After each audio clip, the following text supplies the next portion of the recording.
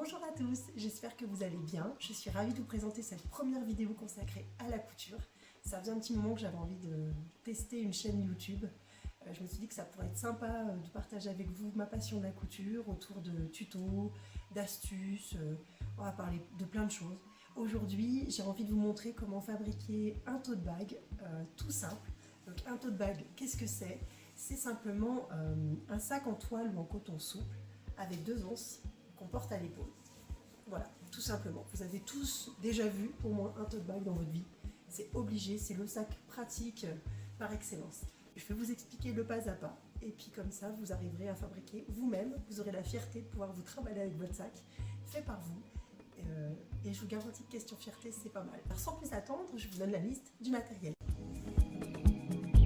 Pour réaliser ce tote bag, vous allez avoir besoin de 2 rectangles pour le tissu extérieur, 2 rectangles de tissu intérieur, c'est ce qui vous fera votre doublure. Pour les anses, il faudra vous découper 2 bandes de 60 cm par 6 cm, à la fois dans le tissu intérieur et dans le tissu extérieur. Vous aurez également besoin de ciseaux de couture ainsi que d'un crayon 4B.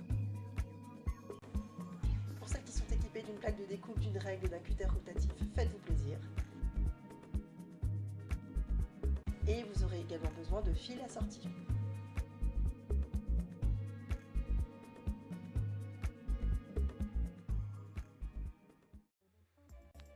C'est parti pour votre couture. Commencez d'abord par épingler vos tissus endroit contre endroit. Vous allez coudre 3 côtés, les 2 hauteurs ainsi qu'une largeur. Donc faites attention de bien laisser un côté d'ouvert. Faites pareil avec les anses. Endroit contre endroit, vous épinglez tout le long des grands côtés.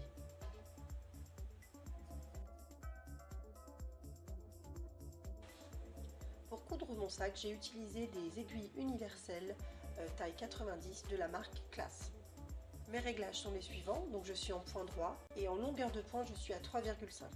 Lorsque vous commencez et terminez une couture, n'hésitez pas à la sécuriser par un petit aller-retour. Lorsque j'arrive à un angle, je plante volontairement mon aiguille dans mon tissu. Je relève mon pied et je pivote mon tissu. Ça me permet d'avoir un angle impeccable.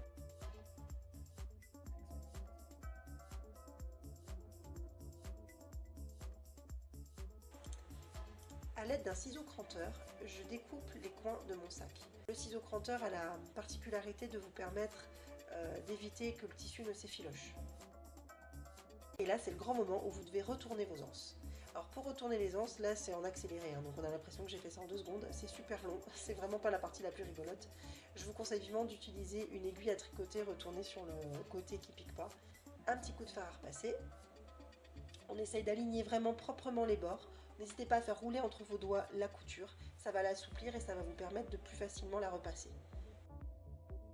Nous allons maintenant surpiquer notre anse. Pour cela, j'adapte la couleur de mon fil de couture à la couleur de mon tissu. C'est-à-dire, là j'ai un tissu supérieur bleu, donc je vais mettre dans mon fil supérieur une couleur bleue. Alors qu'en dessous, j'ai du beige, donc dans mon fil de canette, je vais mettre du beige. Il est temps maintenant de retourner l'extérieur de votre sac. Nous allons pouvoir poser les anses. Pour savoir dans quel sens mettre votre anse, n'hésitez pas à la poser sur le tissu et à regarder quel effet ça donne. Là, si je pose dans ce sens-là, quand je relève, j'ai le côté intérieur qui se voit. Quand je pose dans l'autre sens, j'ai le tissu extérieur qui se voit. Je prends ma règle et mon crayon 4B. Je trace un trait à 5 cm du bord de mon sac.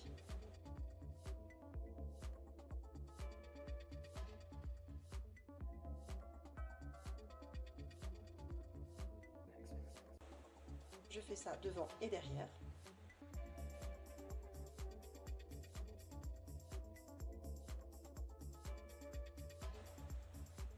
Et après, je vais venir positionner mes anses dans le sens que j'ai souhaité, à l'aide de 2 épingles. Et vous faites pareil, bien évidemment, de l'autre côté.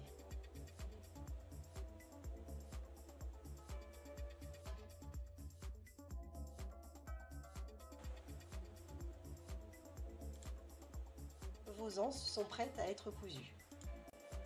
Pour coudre les anses, soyez à peu près 1/2 cm du bord. Le moment du montage final est arrivé.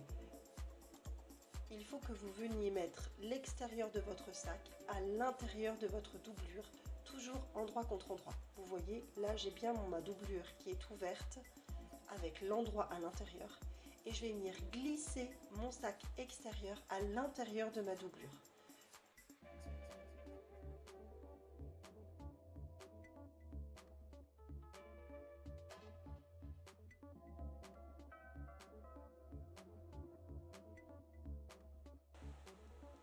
Faites coulisser votre sac jusqu'à arriver à être bord à bord entre les tissus.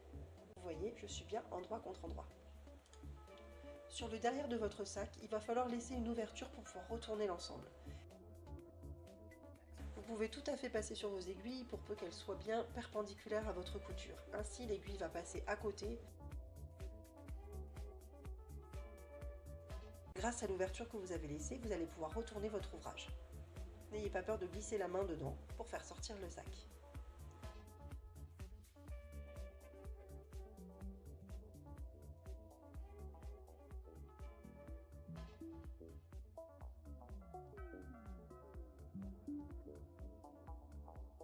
Maintenant, rentrez votre doublure à l'intérieur de votre sac extérieur.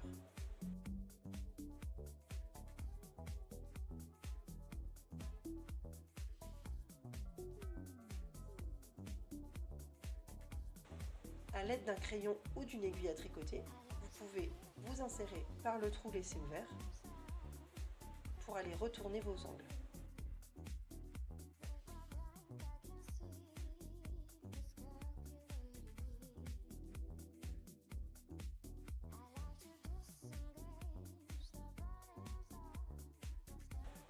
Un petit coup de repassage.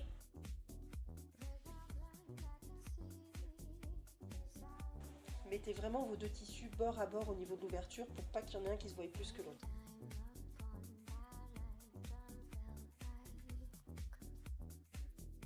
Repassez un petit coup.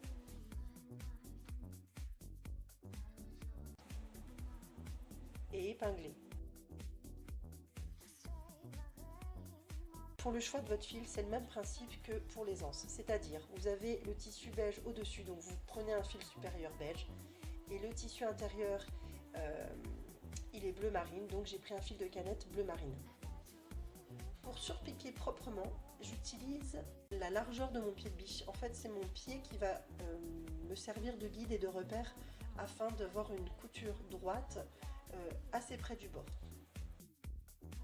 Il faut bien surpiquer les anses. Vous voyez, elles sont vraiment de part et d'autre de mon pied de biche.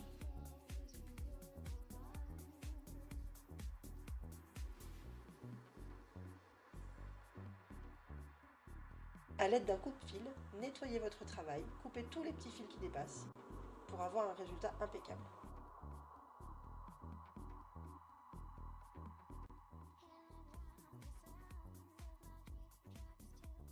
Et voilà, votre tote bag est terminée.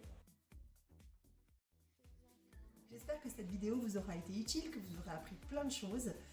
Sachez que ce sac est donc réversible, c'est pour ça que je vous ai fait fermer en haut et non fermé en bas. Comme ça, vous avez vraiment une couture impeccable des deux côtés. Il suffit simplement de retourner votre sac pour avoir le côté intérieur qui devient extérieur. Je vous remercie de votre indulgence, c'était ma première vidéo. Voilà, j'espère que vous avez trouvé ça sympa et puis n'hésitez pas si vous avez des questions, des commentaires, voilà. Moi je vous dis à la semaine prochaine et d'ici là, causez bien.